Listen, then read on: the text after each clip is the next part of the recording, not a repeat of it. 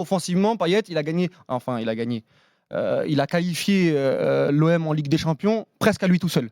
Benedetto sur les 3 premiers mois, ok, mais derrière ça s'est écroulé. Quand Payet était dans le bon ton, que physiquement il était bien, etc., il s'en est servi et c'était même à outrance. Il a surresponsabilisé. Et aujourd'hui, le problème, c'est que ce gars-là fait toujours ça. Oui, mais d'accord, mais il fait toujours une année. Walid, Daniel, le problème, c'est que tu peux pas, Walid, parler de surresponsabiliser un joueur.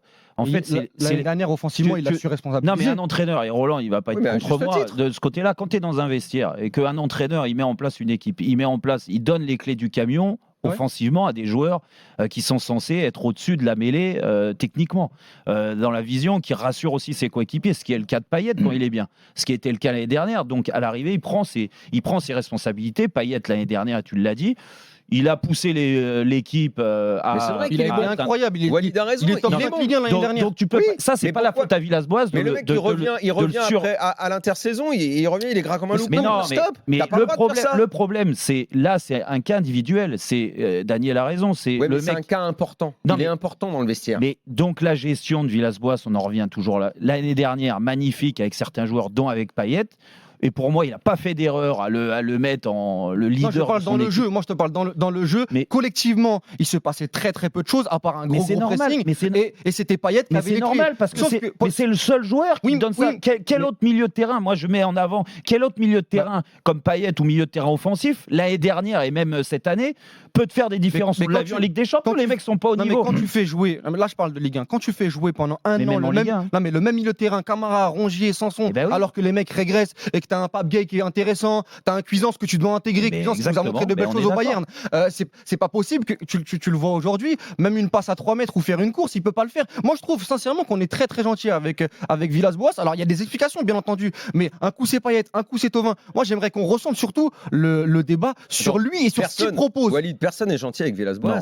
Moi j'essaye d'expliquer. Je trouve qu'il quelles sont ces problématiques. Non. Et attends, un entraîneur, il s'agit pas uniquement de dire il est bon, il est pas bon. Ça va être la même chose pour Pochettino si on en parle. Quelles sont les problématiques? La problématique, c'est il a un joueur qui lui fait une très belle saison et qui, je suis d'accord avec toi, fait partie des hommes forts l'année dernière. Mais si le mec, il revient à l'intersaison, il a un poids démesuré, il est plus en forme. Si le gars, on sait que la continuité chez lui, c'est un énorme défaut. Mais il n'arrive jamais à être régulier. Et qu'il a, oui, mais moi je ne parle que de lui. Moi je te parle de l'ensemble collectivement. Villas-Boas. Oui, mais quand le mec prend beaucoup de place, comment tu fais pour gérer? Après, il voit son président qui le prolonge, qui lui fait un salaire.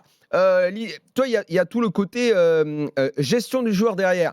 Villas-Boas, je ne lui cherche aucune excuse, mais est-ce qu'il y a eu un accord total entre la direction et lui pour le prolonger de cette façon? Est-ce que finalement, même s'il a été bon l'année dernière, c'est pas un poids aujourd'hui de l'avoir? Parce que tu sais jamais réellement quand il va être bon, et en plus là il est même plus bon du tout en ce moment, il est plus un poids de forme, tu le sors, il rentre, il te fait la gueule, il te fait signe que t'es fou, tu le remets titulaire, il est nul, tu le sors.